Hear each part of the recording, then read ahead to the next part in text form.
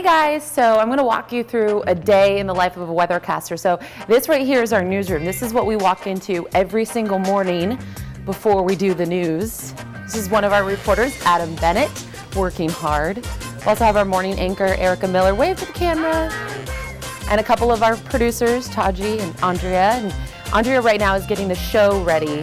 So this is what a rundown looks like. She's putting in all the stories and everything that the newscasters are going to read. So typically I'll come in the morning and we'll have a little chat and I'll ask her what weather stories are in there or if she has any reads for me.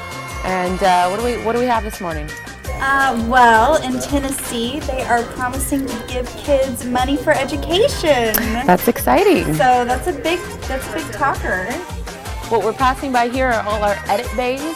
So this is where we have editors that are going to cut the stories to get them ready for the newscast. So this is our studio. This is what I walk into every morning after I talk to the producers. I use all these computers to kind of help me figure out what the forecast is going to be for the day.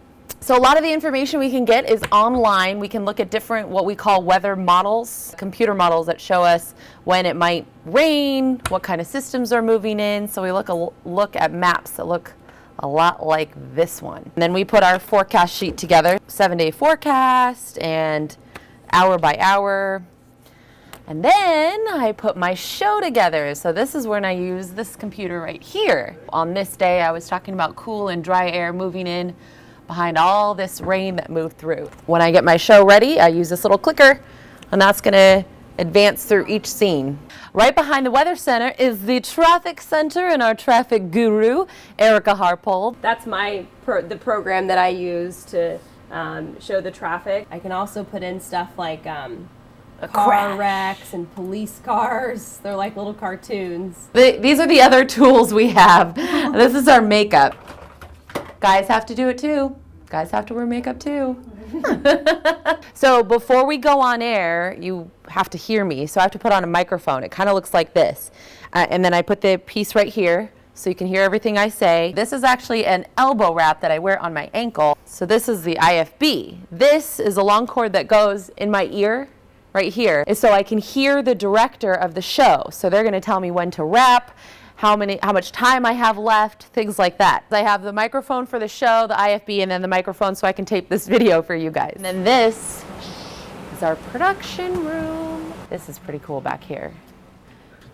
And this is where our director sits. So I could not even tell you what all these buttons are for. They see up here all the different camera angles. You can see right here they have my weather graphic, they have the news set, so they can preview what camera to take before they take it. All right, so this is where I do all my weathercasts. This is what we call a green screen or a chroma key. So it stays green the entire time, but what you see on the news is actually what you see here in the monitor. So I have a monitor right here when I look to the right, and then I also have a monitor on the other side when I look to the left.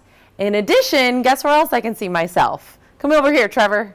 Look at this. I can see myself right in the TV.